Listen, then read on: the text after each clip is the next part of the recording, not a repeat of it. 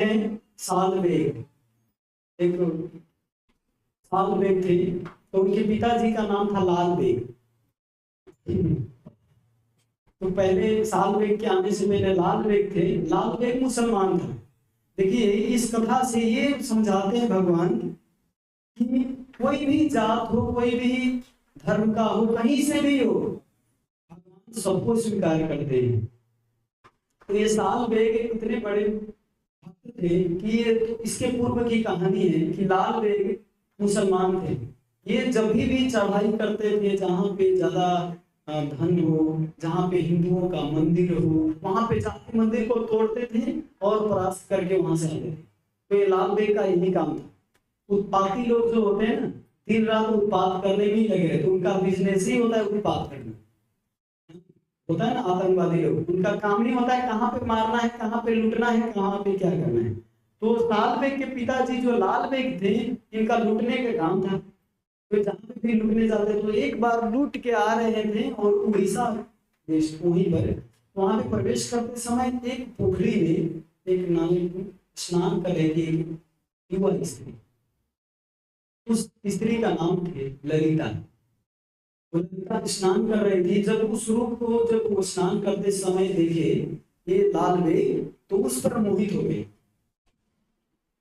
उसके अंदर ये रूप रह गया और वो लाल बेग सोचे कि इनको मुसलमान बहुत ऐसे हैं, सबको मैं नहीं कहूंगा, लेकिन बहुत ऐसे हैं जो केवल भोगना चाहते शरीर को, है ना। उसका उद्देश्य केवल भोगना है, आपको जीवन भर भरण पोषण करना नहीं है। अगर किसी को आप भोगना चाहते हो, उसका भरण पोषण भी करना है ना? लेकिन बहुत ऐसे लोग हैं जो केवल निचोड़, जैसे आप फिल्म इंडस्ट्री में देखते हो कितने हीरोइन आए हैं, सबको निचोड़ के सबको, अब अभी सब गायब, अभी फिर नया नया है, अभी सबको निचोड़ रहे हैं। सच में ये बहुत बड़ी बैकग्राउंड, ये काला सच है पीछे का। तो यहाँ पे जो ये मुस्लिम लाल बेग थे, ये देखते हैं और ये सोचते हैं कि इसको भोगना चाहते हैं, तो इसको जबरदस्ती घोड़ा पे बैठा के और लाते हैं और इससे विवाह करके इनका नाम रखते हैं फतिमा। अपने अनुसार नाम भी रख देते हैं, क्योंकि ये मुसलमान है, वो हिंदू परिवार से ब्राह्मण की बेटी थी, तो ललिता से इनका नाम रख दिया फतिमा। अब फतिमा के गर्भ से बाद में इनको ऐसे रखते थे, ऐसा पत्नी के रूप में नहीं रखते थे, मतलब एक खेल की जैसे, मतलब दासी के रूप में काम कराते, अपना भोग भोगते और ऐसे करते। लेकिन देखिए फिर भी ब्राह्मण परिवार में होने के कारण से इनके अंदर एक श्रद्धा थी भगवान के प्रति, चाहे मुस्लिम परिवार में भी इसको क्यों नहीं, क्या है, इसीलिए स्त्री को स्वतंत्रता नारहति कहा गया है। मनुष्य मनुस्मृति में स्त्री को स्वतंत्रता नहीं होनी चाहिए, जहां मन लगा वहां पे अकेले स्नान करना हो, जहां पे मन लगा वहां पे जाना अकेले, इसीलिए प्रोटेक्शन दिया गया है। शुरू में पिता के अंडर में रहना, इसके विवाह के बाद पति के अंडर में रहना, इसके बाद फिर पुत्र के अंडर में रहना, है ना। स्त्री को ये कोई बंधन बना के नहीं रखे, ये आपकी सुरक्षा के लिए रखे। देखिए ये सुरक्षा ना होने के कारण क्या हुआ इनके, लेकिन फिर भी एक भक्त होने के कारण इनकी एक श्रद्धा थी। लेकिन अब मुसलमान परिवार में चले गए तो ये बोल भी नहीं पाते थे, कभी कृष्ण राम कृष्ण कभी नहीं बोल पाते थे। लेकिन इनके गर्भ से जो जन्म लिया उनका नाम रखा गया सालवेग। सालवेग बाद में जाके बहुत बड़े भक्त बनते हैं। तो वो सालवेग एक बार अपने पिता से युद्ध सीख रहे थे, युद्ध सीखते सीखते इतना बन गए, युद्ध में प्रकांड हो गए कि कहीं भी युद्ध जीत के लाते थे। लेकिन समय की गति, काल की परिस्थिति इतनी गंभीर है कि कितना भी आपके पास बल हो, कितना भी आप मतलब युद्ध कला में कितना प्रकांड की न हो, लेकिन भगवान जब चाहे तो कोई चारा नहीं चलता, कुछ नहीं चलता समय आने पर। इसीलिए हम लोग बॉडी बनाते हैं जी में जाके शरीर को बनाने के लिए, लेकिन बुद्धि भी बनाने के लिए कोई ऐसा कार्य करना चाहिए जो मनोबल बढ़ा रहे, मनोबल बना के रखे, वो है भगवद गीता। जब स्पिरिचुअल भक्ति में ये कथा श्रवण करते तो आपका ये भजन और भोजन ये दोनों से आत्मा और शरीर का दोनों का पोषण होता है। तो वहां पे अब ये जो फतिमा थी, इनके जो गर्भ से जो जन्म लिया, साल बेग तो बहुत बड़ा युद्ध वाला हो गया, युद्ध करने में बहुत विद्वान हो गए।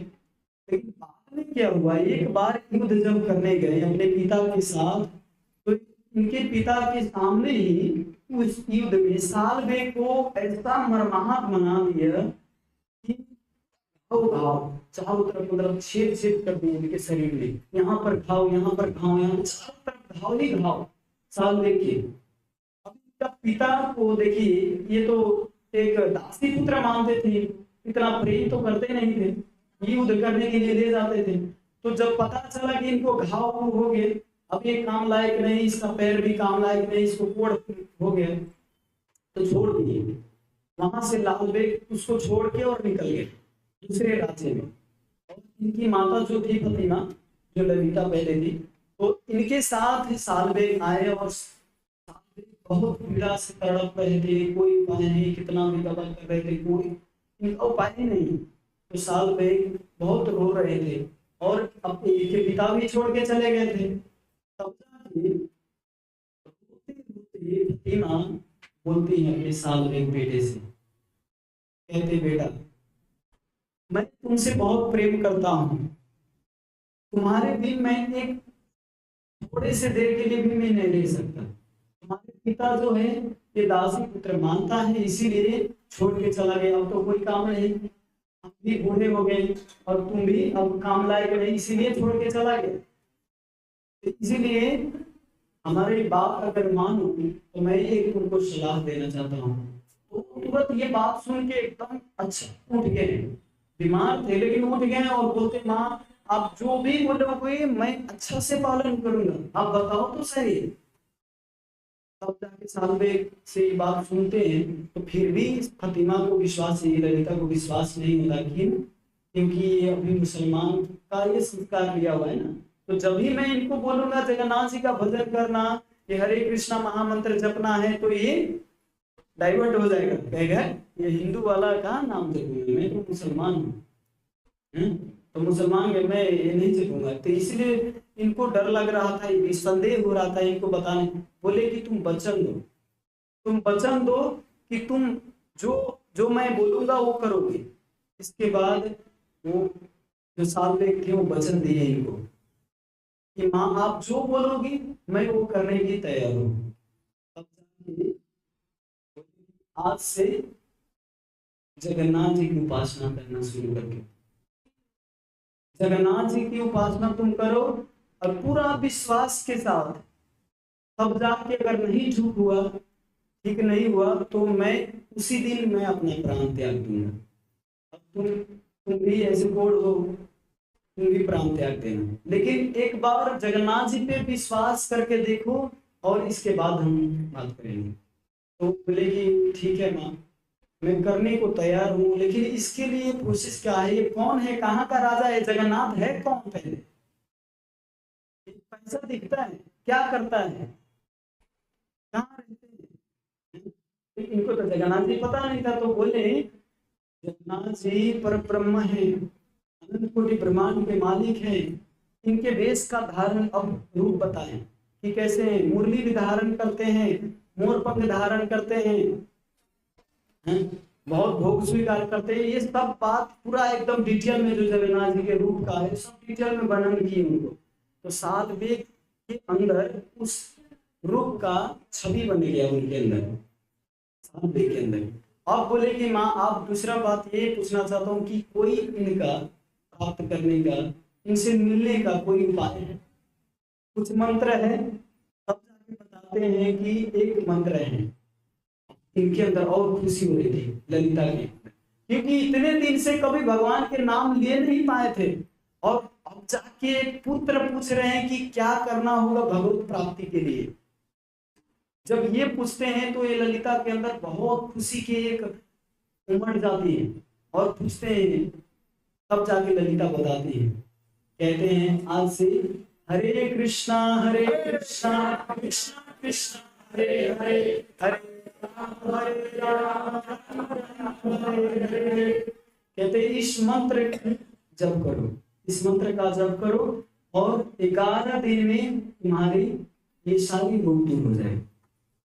11 दिन, देखिए डेट भी तो होती है, और विश्वास के साथ करो। अब ये पूरा हरे कृष्णा महामंत्र जप करने के लिए एक आसन लगाए, साल में और पूरा जप करने लगे, हरे कृष्णा कृष्ण कृष्णा हरे हरे, हरे राम राम राम हरे हरे। हृदय से लगा के एकदम श्रद्धा पूर्वक जप करे। लेकिन 8, 9, 10 दिन हो गया, 11वां दिन एक दिन में और ज्यादा कष्ट बढ़ता जा रहा है। जो घाव की पीड़ा है और ज्यादा बढ़ता जा रहा है, और ज्यादा पीड़ा से अब सहन शक्ति नहीं हो रहा है, इतना और ज्यादा बढ़ता जा रहा है। अब इस साल मेरे को डाउट होने लगा कि आप बोले थे कि महामंत्र जपने के बाद ये ठीक होगा, और ज्यादा बढ़ रहा है और मैं ये जप नहीं कर पाऊंगा, अब मैं छोड़ देता हूँ। अब मैं अगर कल तक नहीं हुआ तो मैं अपना प्राण त्याग करूं। तो कहते विश्वास रखो, एक दिन और अच्छा से जप करो, विश्वास के साथ जप करो। फिर जप किए, फिर देखते हैं फिर बढ़ता जा रहा है। इनके माँ बार बार शिक्षा देती थी कि बेटा कभी कभी भगवान करते हैं बड़े बड़े दुख देके, कि बड़े बड़े कष्ट में भी भगवान, ये व्यक्ति हमको भूलता है कि नहीं। जीवन में और ज्यादा कष्ट आता है कभी कभी, जब मंदिर आने लगेंगे तो और समस्या खड़ा होने लग जाएगी। अब माँ कहेंगी है दिन भर तू जाता है मंदिर, मंदिर ही तुम्हारा पेट पालन करेगा। गीता पढ़ते हो, भागवतम पढ़ते हो, ये भागवतम तुमको खाने के लिए देगा कि भगवत गीता पढ़ते हो यही खाने के लिए देगा। हमारे श्री गुरु महाराज परम पूज्य राधा गोविंद गोस्वामी महाराज, उनके पिताजी कहते थे तुम रोज भगवत गीता पढ़ते हो, भागवतम पढ़ते हो, इसको पढ़ने से तुमको जीवन चलेगा? मैं कभी तुमको एक हिस्सा भी नहीं देने वाला हूँ।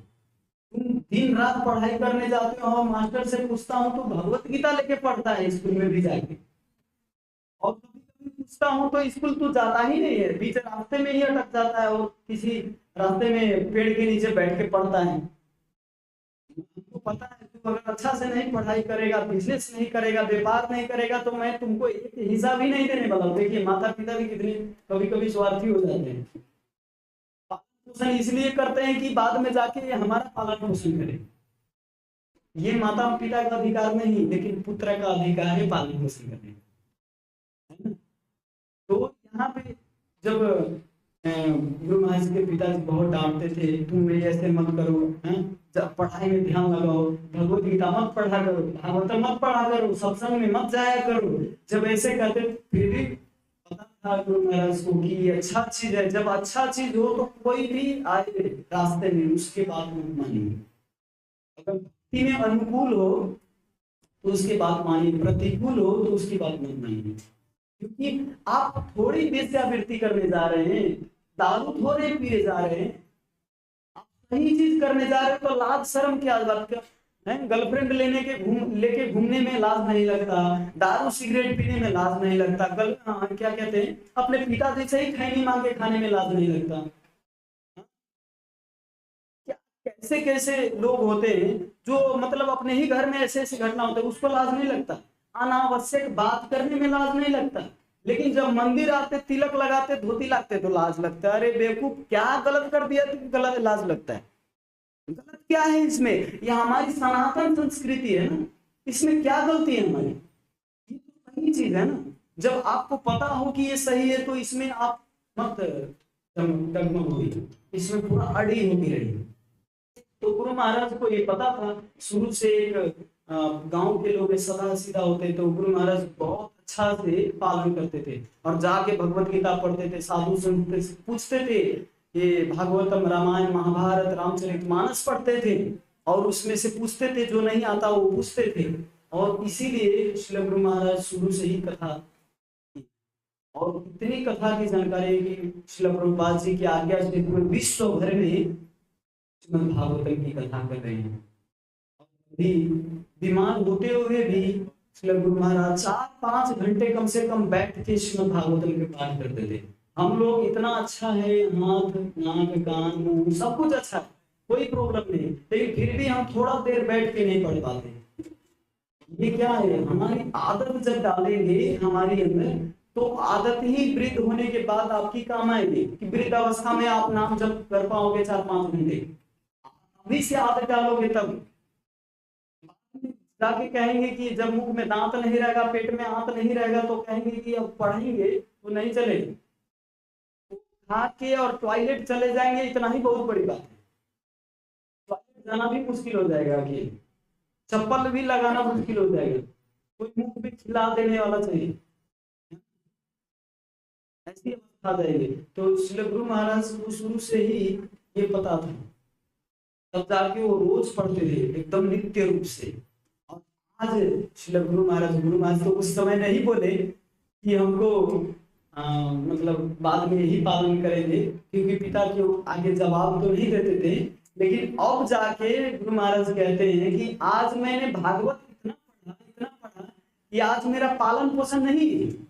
आज मैं कहीं जाता हूँ तो पेट भर के खिलाते हैं और कपड़ा भी देते हैं और खाना खाजा और भर के और मोटरी बांध के भेजते भी हैं साथ में, और गाड़ी में बैठा के भेजते हैं, शिष्य को भी खिलाते हैं। कई बार हम मंदिर में रहते तो मंदिर में भी भेज देते हैं। आज तक वास्तव में कभी कुछ कमी नहीं हुआ, गुरु महाराज पूरा एकदम कह रहे थे। और मेरा भी ये 8-9 वर्ष का एक्सपीरियंस है, आज तक मैंने कभी अनुभव नहीं किया कि आज हमको खाने के लिए कमी हो गया, आज हमको कपड़ा कमी हो गया। सच में ये इतना दिव्य, रोटी लुगा नीचे राखे आगे होगी वेद भागे, ये वेद कहता है कि रोटी लुगा कपड़ा मकान आपका तो अच्छा रहेगा ही। जब आप वैष्णव बनेंगे, आप भक्त बनेंगे, संत बनेंगे, तो रोटी लुगा कपड़ा मकान आपका अच्छा रहता है, कभी कमी नहीं होगा। आप केवल शरणागत होकर भक्ति तो करो, दिखा के देखो ना, कहते सब भक्ति हो जाएगा तो हमारा पालने देखो, ये जिम्मा हमारे थोड़ी है, ये जिम्मा भगवान की सृष्टि है, भगवान जिम्मा लिए ना। आप अच्छा से भक्ति करके तो देखो, 200 कुंटल खाने वाले हाथी का पेट भरते हैं, हमारा 200 ग्राम खाने वाले का पेट नहीं भरेगा क्या? तो गुरु महाराज आज कहते कि हमको कुछ नहीं कमी, रोटी लुगा नीचे राखे आगे हो कि वेद बाके। और इस लोक में भी आपको कभी रोटी लुगा कपड़ा मकान कभी नहीं कम होगा, और परलोक में भी वैकुंठ जाने के बाद भी आगे हो कि वेद भागे। आगे भी मरने के बाद भी वेद क्या कह रहा है, आपको वैकुंठ मिलेगा। तो बुद्धिमान व्यक्ति को क्या होता है, इस लोक में भी सुखी रहता है और परलोक में भी सुखी रहता है। साधु संत होने का अर्थ ये नहीं कि आप हमारे जैसे गेरुआ धारण करके और बैठ जाओ यहाँ। हाँ, जिसको इच्छा हो कर भी सकते हैं, लेकिन ऐसा नहीं कि यही करके भक्ति होगा, ऐसा नहीं। आप जहाँ पे वो गृह था कि बने था तो सदा हरि बोले डालो, जहाँ पे है वहां पे भगवान के नाम लीजिए, मुख में राम हाथ में काम। मेरे नाम पे तो मैं तेरे काम पे, तुम अपने काम पे तो मैं अपने धाम पे, हमको क्या है। भगवान हमारी कमी है, हमारी भगवान कमी है, हमारे जीवन में भगवान चाहिए, इसीलिए हम भगवान का भजन करें। तो भगवान का भजन करने वाले के जीवन में कभी कष्ट नहीं होता। अब इसी विश्वास के साथ साल वेद को सिखा रहे थे, इनके माता रोज सिखा रहे थे।